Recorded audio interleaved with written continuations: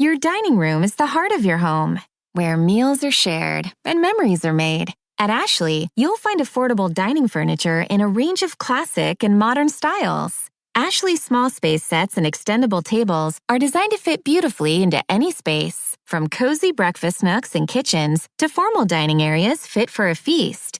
And with mix-and-match seating options, everyone at your table gets the perfect seat. At Ashley, style is served. Shop in-store or online today.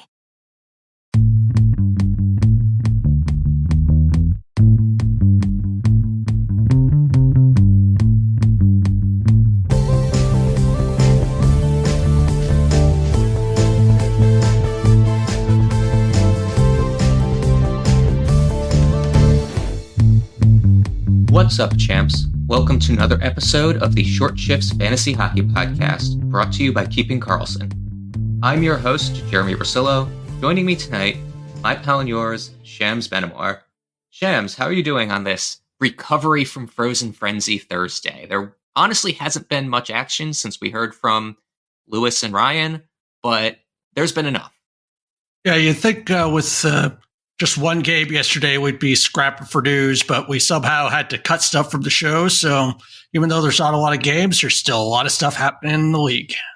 The biggest of that news is probably the injury to Robert Thomas. He has a broken ankle and is out for 6 weeks. You and I identified two different players that may be benefiting from this. I'm super excited because I've been holding on to Brayden Schenn because there's no one better available in a 16-team Tier 1.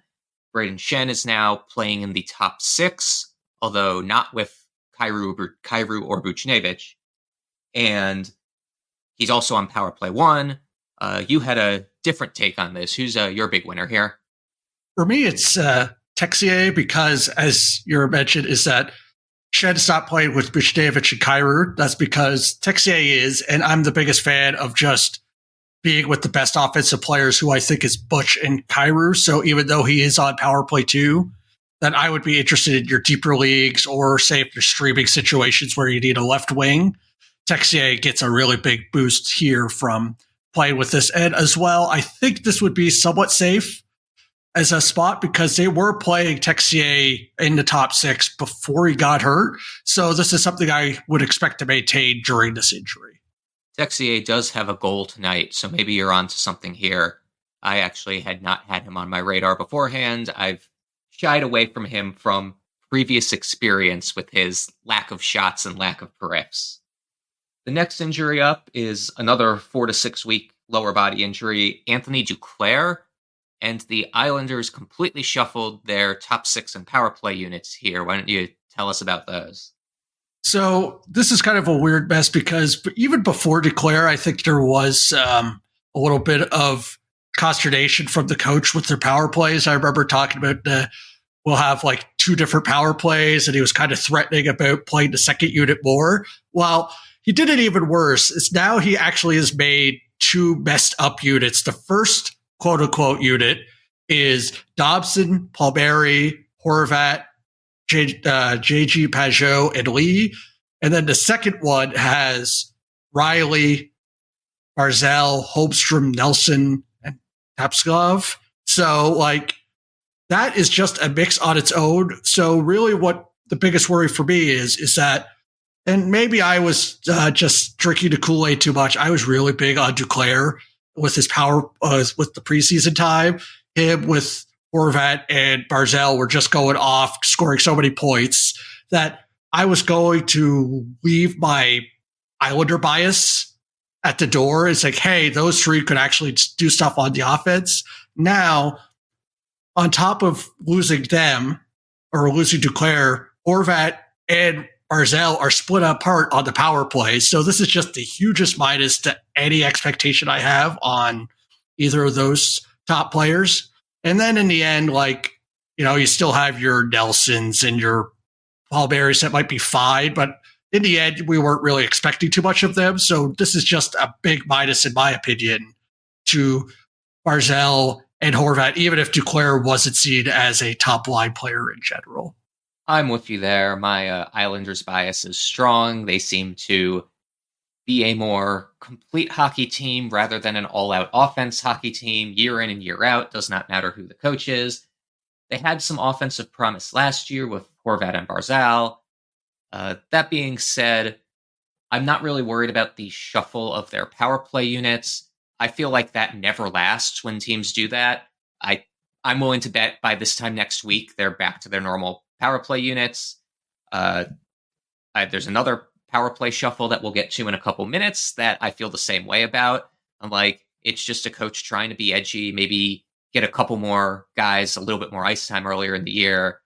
When the games are on the line, they're going to put their best players out there on power play one, unless you're Seattle.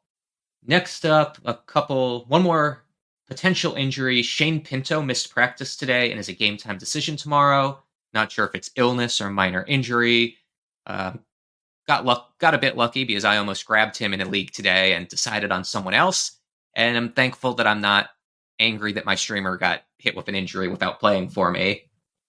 Now for the good news, the outjuries. We've got a bunch of those. First of all, Joseph Woll is back for the Toronto Maple Leafs. They are losing right now. I don't know how he's looked. I haven't watched any of that game. By the time you listen to this, I'm sure you'll have all the analysis. And for New Jersey, Luke Hughes and Brett Pesce both returned as a defensive pairing. Apparently, they've been rehabbing together and getting to know each other. So it sounds like a nice little brotherly love thing where they're going to be bros on the ice for the foreseeable future. This meant that Simo Nemec came out of the lineup along with someone else who I don't remember, who was just a call-up guy. Seamus Casey had already been sent down. This does make it kind of interesting in New Jersey because I feel like they have 7 defensemen they're going to want to get to play. Do you have any strong opinions on the New Jersey defensive lineup at this point?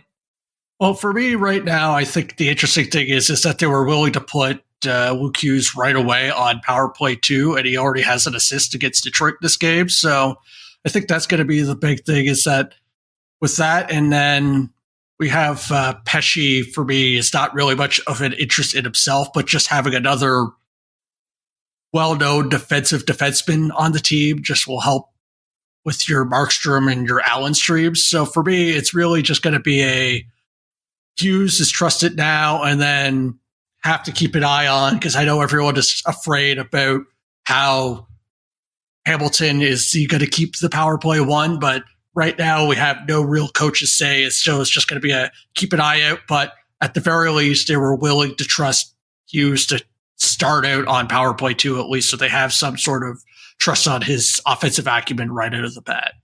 I'm actually really liking New Jersey's defense from a real-life perspective. I mean, Brendan Dillon, Jonas Siegenthaler, Kovacevic, Pesce, those are all guys that, can play minutes, not be a negative, should be decent, steady Eddie guys when it comes to playoffs. They've got, Nemec and Casey that can fill in case of injury. I think New Jersey's built a pretty good team here, although not a ton of fantasy relevance outside of those power play guys, obviously. Other, I guess I'll call them potential outjuries because they aren't quite back yet. It sounds like Sasha Barkov will be back for Saturday's game. That'll be nice. Get him back in your lineup. I do wonder if that means the end of relevance for Anton Lundell. I've quite enjoyed having him recently. He was kind of hot before Barkov went out, but on line 3 and power play 2, that's a tough guy to hold, especially with them going to Finland next week. So I think they play Monday, Friday, Saturday next week, and then don't play again till the following Thursday because they'll be coming back from Finland to recover. Probably a drop there. You had any comments on that, or why don't you take the next group from Vegas that you added the card for? So to add to your Barkov and Lundell talk, I'm with you, is that I've been riding Lundell this whole time, and he has a goal today to go along with all of his previous stats. But I think it's just going to be one of those situations that he can only play, I believe, right wing other than center. So he's not going to take either of the other right wing spots with Reinhart and Tkachuk.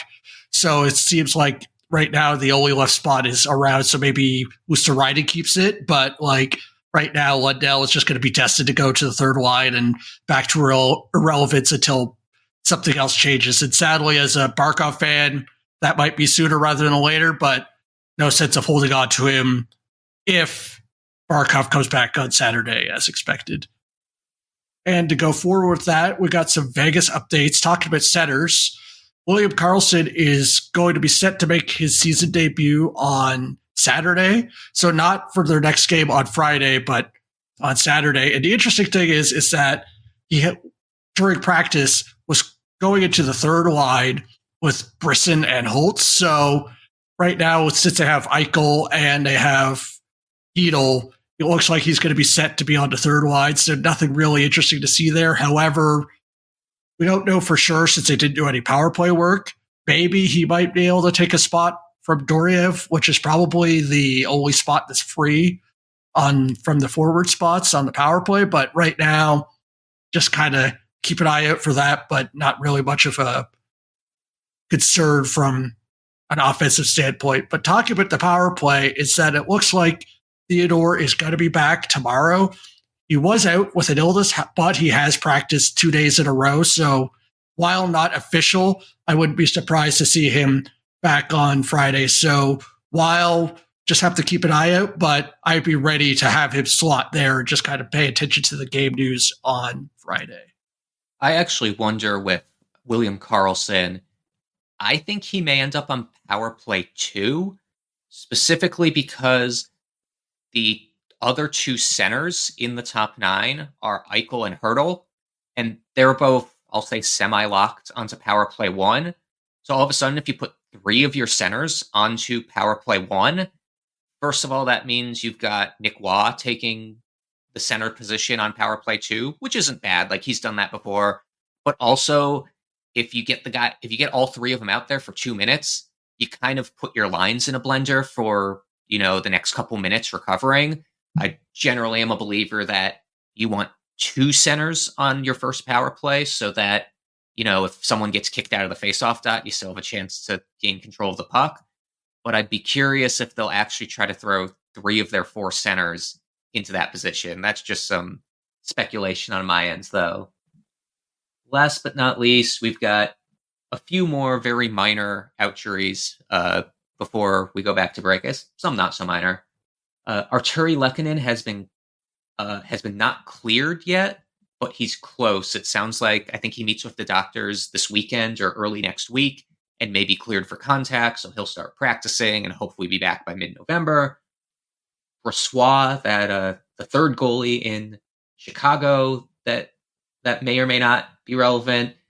He's going to practice next week, but is still a few weeks away, including a conditioning stint, straight from the coach's mouth there. So enjoy your Mrazek starts while you can. That may end up ugly after a while. Darcy Kuemper was back at practice today, despite the fact that Rittich is starting tonight. They did activate him from the IR, though, and send down Copley. So Kemper's backing up. I suspect he'll get the start Saturday for them when they play next. And then in Calgary, Sharangovich and Honzek are both now day-to-day. I suspect we see both of them on Friday. Is that their next game? Or Saturday? Whichever day they play. Anything to add to those, Shams?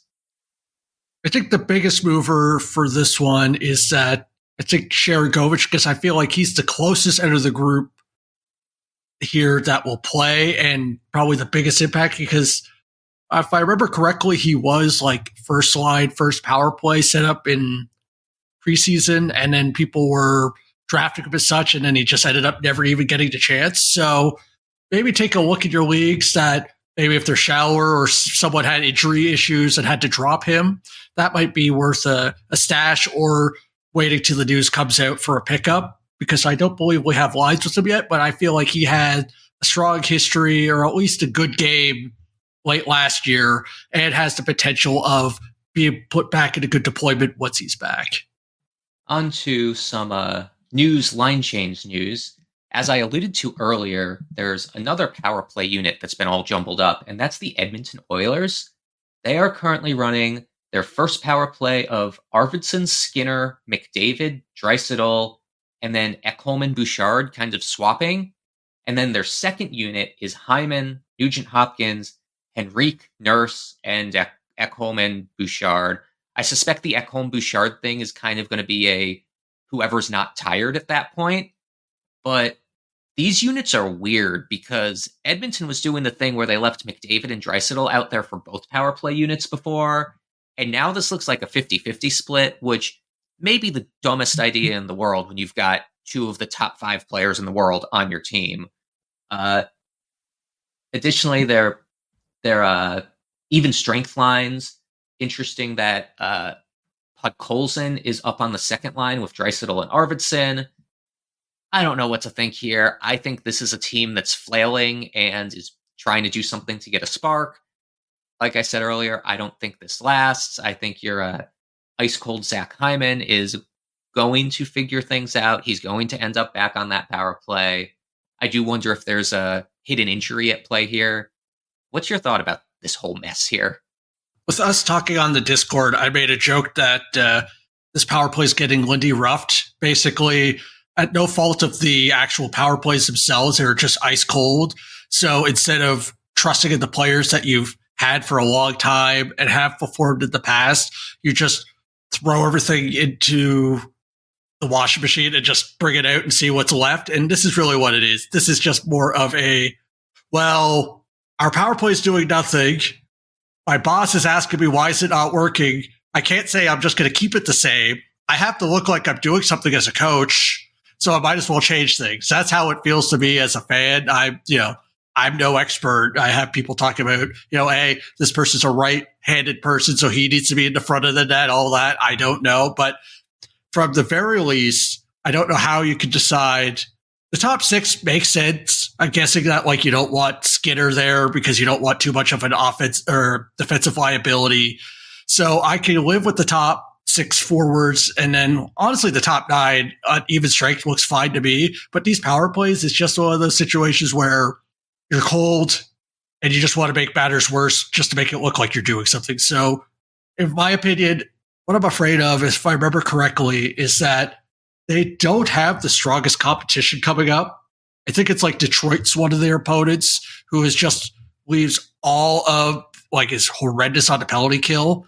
So my afraid is that if they're going against some bad defensive teams or bad penalty kill teams, at least one of them in Detroit, then this goes off, we might be getting a false positive of, hey, this works. So this might hang around for a few games, but hopefully once it hits a cold streak, which it should, because who the hell does this? Once it does, they will get back to their senses and then go to a normal power play. Yeah, you actually make a good point because it's not just Detroit. You want to know who Edmonton's next 3 opponents are? Pittsburgh, who looks like a disaster defensively. Detroit, who seems to be getting hemmed in their zone, although Lions bailing them out. And then Columbus, who's playing well, but widely considered one of the bottom 3 teams in the league. I could see Edmonton scoring 15 goals in the next 3 games, including a bunch on the power play, and the coach deciding that this is because he did something smart. I'm also low-key kind of wondering if Edmonton's at the point where they're going to fire another coach and get another 17-game win streak and all that. I say that somewhat tongue-in-cheek. I don't think it's that bad yet, but it is do or die time. I seem to remember back in the Crosby's prime, Pittsburgh was never happy with their coach. It's a thankless job being the coach for the league superstar, because if you have any sense, you know that he knows better than you for just about everything, but you're still the coach. You have to do some coaching instead of just saying, McDavid, fix this. So I do not envy the coach's position here. Why don't you tell us about another power play shuffle in Chicago this time? This one baffles me as well. It's not as egregious as before, but for some reason, the Chicago Blackhawks just decide, you know what? Our power play that's actually have been doing pretty well, let's change it and take Seth Jones off the top power play. It's right now you have the power play is, I believe all of these people were there before. It was Bedard, Teravainen, Bertuzzi, and Foligno, and Vlasic. The other Vlasic, not the one that's playing for the Sharks. And that pushes Seth Jones to be with Hall, Kurashev, Reichel, and Maroon is power play 2. This one, if I remember correctly, I'm not a prospect person, but if I remember correctly, Vlasic does have some history of, or at least some acumen from an offensive standpoint.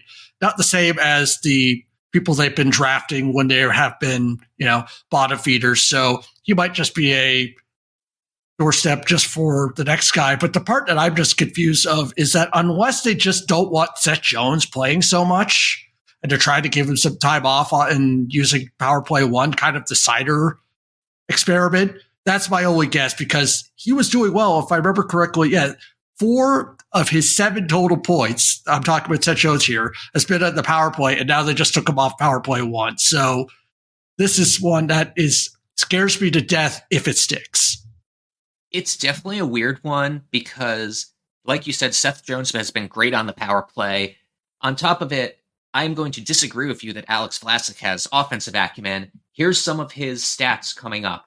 He had 27 points in 61 games for the U.S. national development team. His high point total in college was as a junior for Boston University, where he had 8 points in 32 games. And his AHL totals are 19 points in 56 games. I think he's more a prototypical defensive defenseman. I'm like, why are you putting him out there with, Bedard? The only thing, again, bringing the real-life thing in here, he's a lefty and Jones is a righty, and Bedard is a righty. Maybe they want something to set up Bedard a bit better. It's weird. Again, I'm going to just repeat what I've said already, that I don't think this is going to stick. When coaches do dumb things, they usually undo them within a game or two. The other possibility is maybe they just wanted to jumpstart power play 2. I think Seth Jones is the second most offensively talented player on that team at this point, behind Bedard.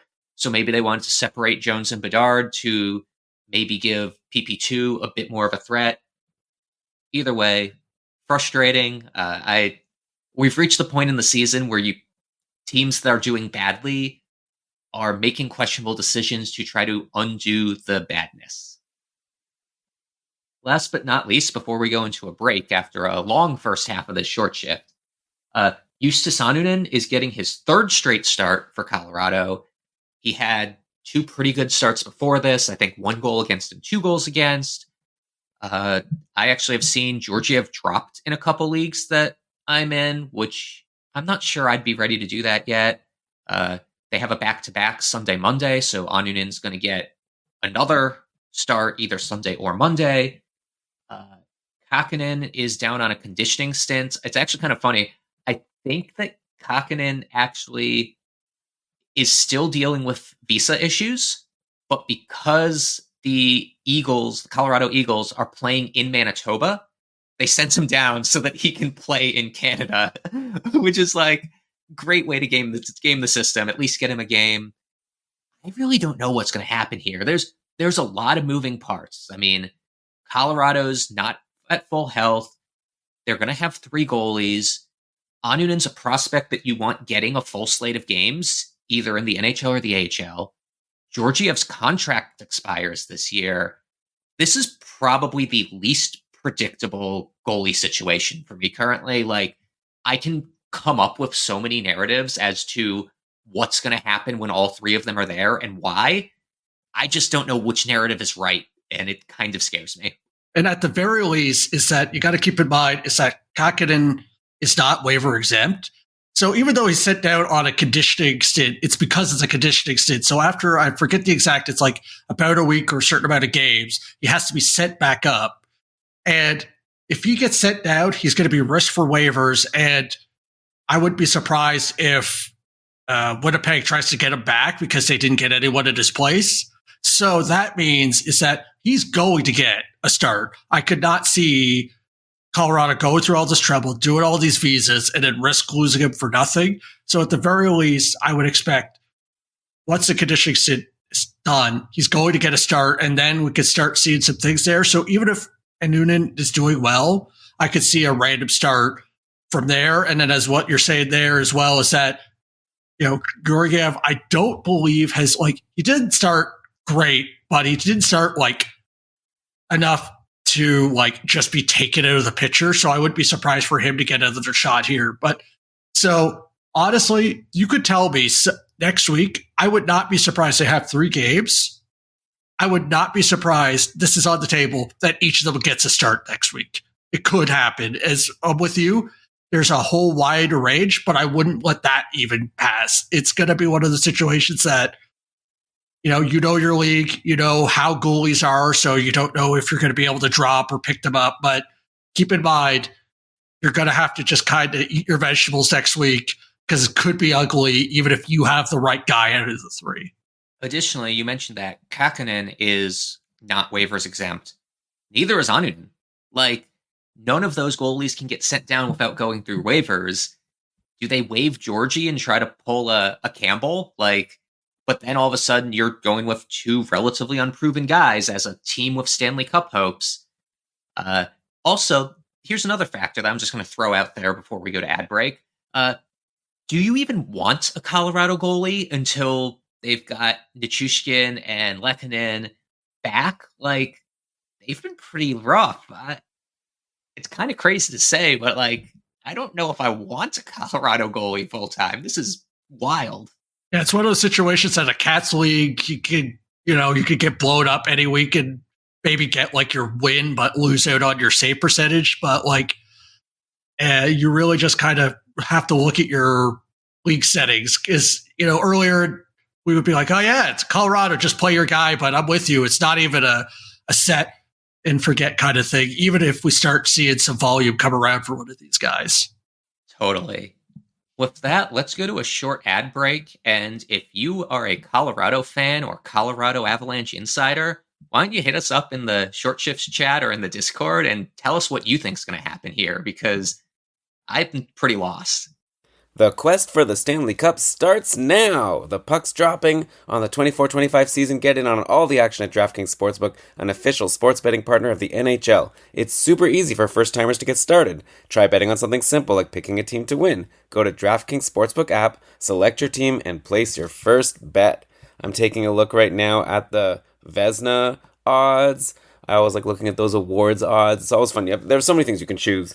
I'll tell you what, based on the start of this week, I'd probably save your money on a Bobrovsky or a Vasilevsky bet at this point. But hey, you never know. A lot of season to go. And hey, if you're new to DraftKings, listen up. New customers bet $5 to get $200 in bonus bets instantly. Download the DraftKings Sportsbook app now and use code THPN. That's code THPN for new customers to get $200 in bonus bets when you bet just $5. Only on DraftKings. The crown is yours. Gambling problem? Call 1-800-GAMBLER. In New York, call 877-8-HOPE-NY or text HOPE-NY 467-369. In Connecticut, help is available for problem gambling. Call 888-789-7777 or visit ccpg.org. Please play responsibly. On behalf of Boot Hill Casino and Resort in Kansas, 21 and over. Age and eligibility varies by jurisdiction. Void in Ontario. Bonus bets expire 168 hours after issuance. For additional terms and responsible gaming resources, see dkng.co/ice. There's a lot of things people in this world argue about, but one thing we could all agree on is there's nothing like the excitement of watching a hockey game live. The only thing is, I live in Toronto. It's impossible to get Leafs tickets, people say. Nuh-uh. Not if you use our sponsor for this week's episode, our friends over at Game Time. I'm checking right now, and you can go to gametime.co or download the app. I'm seeing tickets for a bunch of Leafs games, even the Ottawa Senators at the Leafs on November 12th. That'll be pretty fun. I might go to that. I wonder if Brian's going to want to fly in and go with me, because I'm seeing tickets from as low as $73. And the fun thing is you can click right into the game and they show you all the different tickets, like what's good value, what's bad value. You can sort by like super deals or amazing deals. It's all there over at Game Time. Game Time also has a lot of great features. They have, of course, as I've been saying on all these ads, Game Time Picks. That makes getting tickets to see your favorite team live even easier. Game Time Picks filters out the fluff to show you only incredible deals on great seats, so you don't have to waste time searching through thousands of tickets. They also have a bunch of other really cool features, including the Game Time Guarantee, that you'll always get the best price. If you find tickets in the same section and row for less, Game Time will credit you 110% of the difference. They also have job loss assurance, so if you lose your job and need a refund, Game Time has you covered. Take the guesswork out of buying tickets with Game Time Picks. Download the Game Time app, create an account, and use code THPN for $20 off your first purchase. Terms apply. Again, create an account and redeem code THPN for $20 off. Download Game Time today. What time is it? Game time. Welcome back, everyone. Next up, we're going to go through our hot and cold players as usual. But before we do that, we've been requested to redux something that Lewis and Ryan went over last short shifts on Tuesday. They had a conversation at the Anaheim Ducks and concluded that everyone except for Terry, I think Minchukov, and Dostal were cut candidates. And the chat in the Discord was quite upset that Leo Karlsson wasn't given his due. He's had 3 goals and an assist in his last 4 games, 2.3 shots per game play, getting about 17 minutes and half of the power play time per night. Actually, I was looking at it, and his stats are actually pretty similar to Troy Terry's. Karlsson is a pure center, though, while Terry's a winger, so that may play into it. So chat was kind of commenting that, wait a minute, you should be holding Karlsson too, and my opinion is you should be holding neither of them. Shams, what do you think of this? So you can have 4 opinions on the Anaheim Ducks if you needed that many. So I'm going to kind of sit in the middle, is that right now they're playing fine. Like, they're all getting goals. For me, it's the fact that they're getting goals. If it was just assists, maybe I'd be a little bit less interested. But for what I would look at these is that with Terry and Leo Karlsson is that ride them as long as they look half decent, and they are, like, they're getting goals, they're getting shots, they're performing well for the most part. But if they start going on a cold streak, I would not be so, they're going to come back. I feel like this is one of those situations that unless they switch from a top 9 to a top 6, and I'm not sure that they're going to do that, but like with this kind of the way I look at it is that the same as Seattle, is that they just play their forwards in such a spread out way that I do not expect any consistency, but I'm willing to ride hot streaks. And I would consider Leo Karlsson and Terry to be doing well enough that if they're already on my roster, I'm happy. I'm not sure if I'd rush to pick them up unless they're still on the hot streak and I need their off night games. And then really from that situation, I'm just kind of, if I see a 2 or 3 game cold streak, I would not be afraid to drop them depending on who my other options are. Yeah, I will caveat my opinion with I am more aggressive on the cutting bait on players than most people usually are. So that could be my flippant dismissal of you should drop both Terry and Karlsson. I will also caveat by saying I am currently holding McTavish in tier 1, and that's mostly because my roster is so stars and scrubs that I have like 3 players worse than McTavish on my roster, which is really frustrating because I want to drop McTavish because he's been doing nothing. But if I'm going to keep someone, I'd rather keep him over Tomas Tatar or Martin Ferrari, I guess. Our first hot streak of the day is a player that I loved in the preseason, have him in a couple leagues. Timo Meier has, in his last 4 games, is now up to 5 assists and 2 goals. He has two 5-shot games in that span, although only a total of 13 shots currently. 3 of those points are on the power play, despite the fact that he got demoted to power play 2. So maybe something's working here. Additionally, he's hitting even more than he usually does. So I've been pretty happy with Timo Meier lately, despite the scare of him getting moved away from Jack Hughes and off of the first power play. What do you think of Timo here? So for me, I think it's really just kind of the showing of the strength of the team in general, that if you're not with Hughes and you get to be with Hischier, that's still perfectly fine. And as we mentioned before, is that Luke Hughes is back. So now they have a bona fide power play quarterback that even if he switches with Hamilton, then he's with Hamilton on power play 2. Now, obviously, power play 1 is better, but this is not like another team to say, hey, if you went from power play 1 in Detroit to power play 2, that would be a death knell. But with being with these kind of players, I'd be perfectly fine with riding this hot streak. And even if it goes to like a somewhat cooler off to a normal stat, that he can turn it on at any point because he's still surrounded with great players, even if he's not with the best of them. I definitely have even a bit of hope that if he goes a little bit cold or a shakeup happens, that he'll end up back on power play 1 and be even better than he is currently. Like if he's doing what he's done for the first 8-9 games of the season for the season, I'm pretty happy with him where I drafted him. Like he's shooting 4 times a game, about give or take, lots of hits, some goals, some assists. That's the Timo Meier I was expecting. And if there's upside for more, I'm tentatively excited. On the other hand, we have Zach Hyman, who we mentioned earlier, still pointless through 7 games. He's only got 2.4 shots per game, which is down from, I think, 3.1 or 3.2 last year. He's off of power play 1, but still with McDavid at even strength. What's your concern level for Zach Hyman? I think this is one of those situations where you're just going to have to cross your fingers, because I'm not in a position, is that I'm not trading low. Like, I'm not sure what kind of offer you're going to see that's anywhere close to interesting that I'd be willing to trade him. Because, for example, I've seen, like, I have Draisaitl, and I've been in interesting talks because people still see Draisaitl as Draisaitl. I'm not sure if you're going to get the benefit of doubt from trading partners on Hyman.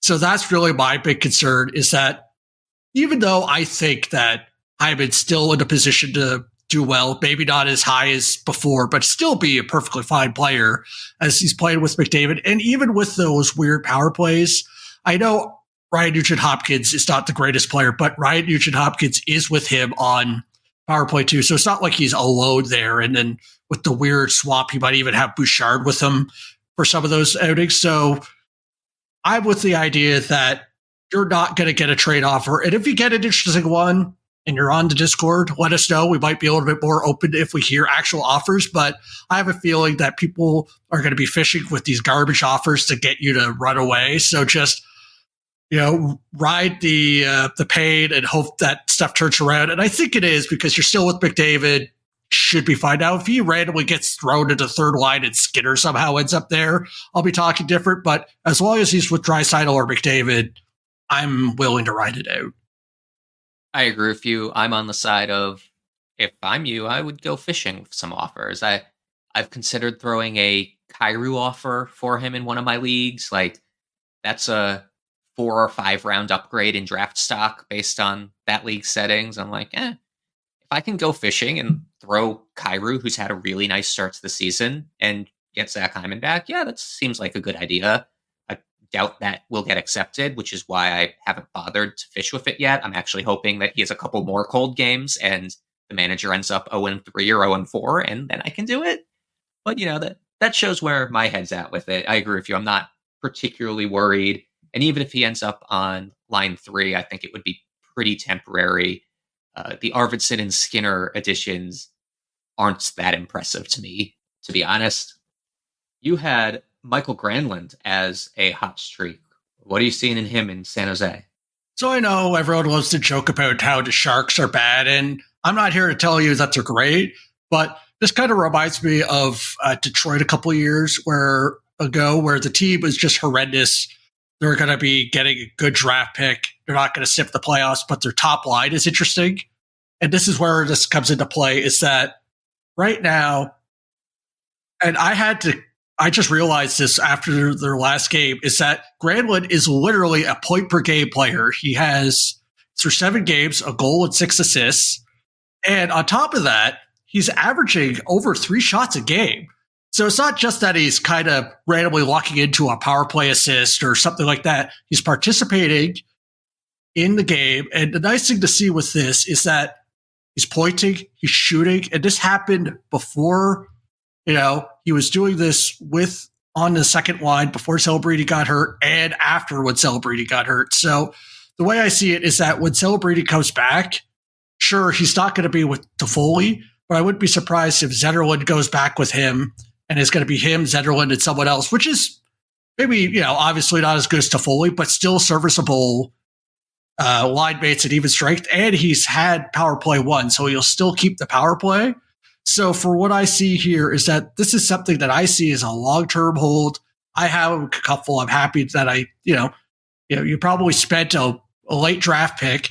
This is the way I see it, is that if he goes cold for a little bit because Sharks are going to, hit a rough patch where no one scores, I see him as a season-long hold and something to keep in mind, as we're saying before, about fishing for trades. If this team goes cold and I was on another cupful team and I didn't have him, would be the time where I would be shooting trades, because I see him as a shooter. He has a position to get points, and he's playing with, what is left of the good players of the Sharks. So something to keep in mind going forward. I'm currently real quick trying to pull up, sorry for the typing, how owned he is in Cupful. I'm assuming he's 100% owned with this week's schedule that they had. But if he's available, yeah, he's 100% owned. If he gets dropped after this week, or I guess after next week, because I think they have a good schedule next week too, I'd be adding him. To add to your hype about him, he was a 71-point pace player last year, which is probably ownable in Cupful, even with the lesser shot total. His shooting percentage right now is half of his career average. He actually should have another goal or two. And he's getting almost a minute more time on ice than he was last year. Yeah, I'm full in. I don't want to say buy high, because, he's still a third or fourth center on your roster. But if you can buy him for a streamer, or if he gets dropped, I'd be blowing a significant amount of fab on him. Granlund's been really good, and he's a trusted player in San Jose. I think he's a bit of a leader on the ice. I don't know if he has a letter, but he's kind of teaching the young kids how to play in the NHL, a veteran presence similar to Foley. But yeah, I'm all systems go on Granlund. On the other hand, you aren't as hot on Elias Lindholm. Yeah, talking about a change in fate is that people that drafted him probably thought they, struck it rich when he got 5 points in the first, I think it was 3 games, 2 goals and 3 assists, and now he's gone pointless. And the worst part that just kind of scares me is that he's not doing much elsewhere. He's getting literally a shot a game. I think he has 1 game with 2 shots, but the rest were 1 shot. So this might be just a pessimism on the player in general, because the last time I remember him, before he got the contract to come here, he got traded to Vancouver. And then within a week or two, they just decided, hey, we traded all of these assets. Usually you have a team that would have sunk cost fallacy. Oh, we paid for him, we're going to put him in a previous spot. They threw him to the third line. Now, mind you, they have Pettersson and Miller, but still, that's the guy that got brought over, supposedly saved the center depth of Boston. The only real thing that I have that maybe you might be a fan of with Lindholm is that it's not like they have, a knight in shining armor to take over a spot, but really right now, that team is Pasternak and Pasternak only. And sure, you might get a random assist here or there off of that, but if he's not shooting, you might end up in a situation where, I'm just coming to this realization right now. Who would you take if you were an Elias Lindholm manager and someone offered you Granlund? Would you be rushing to add him or accept that trade? That's a tough one. I am a Lindholm owner, and I still kind of have reasons. I believe he's getting a lot of peripherals, a lot of hits and blocks, which is nice.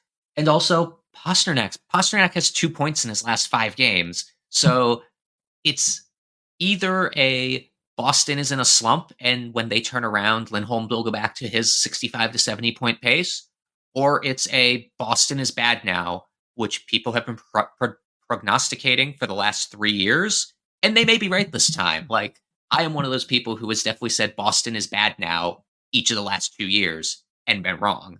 So I'd want to give it a couple more weeks, but you're right that Lindholm may end up in drop or trade for Granlund's type territory. We'll have to follow this one closely.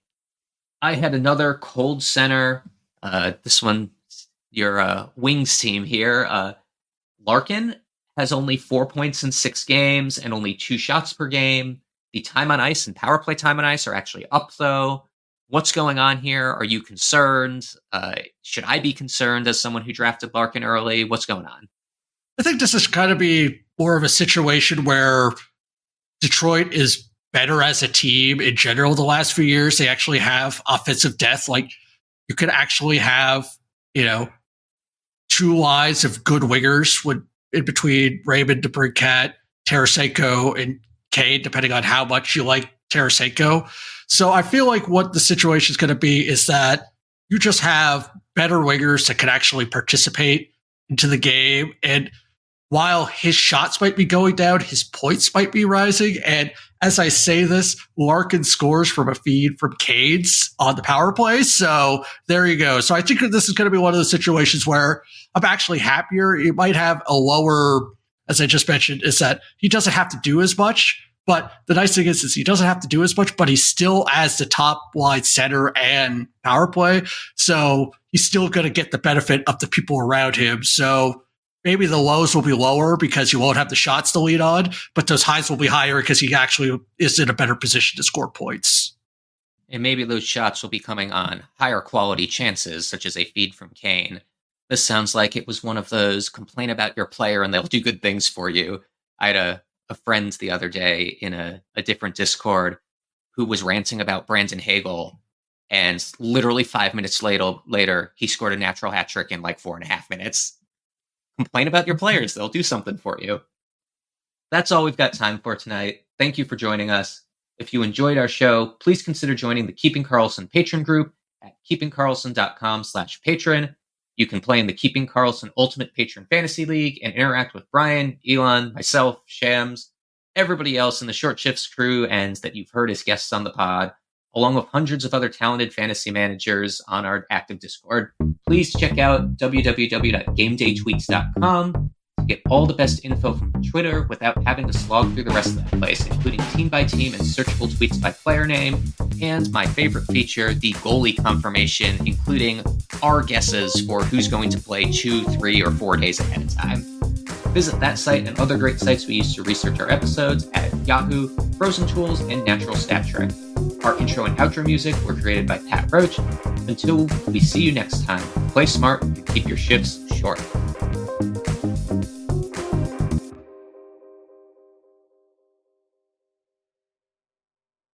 Your dining room is the heart of your home, where meals are shared and memories are made. At Ashley, you'll find affordable dining furniture in a range of classic and modern styles. Ashley's small space sets and extendable tables are designed to fit beautifully into any space, from cozy breakfast nooks and kitchens to formal dining areas fit for a feast. And with mix-and-match seating options, everyone at your table gets the perfect seat. At Ashley, style is served. Shop in-store or online today.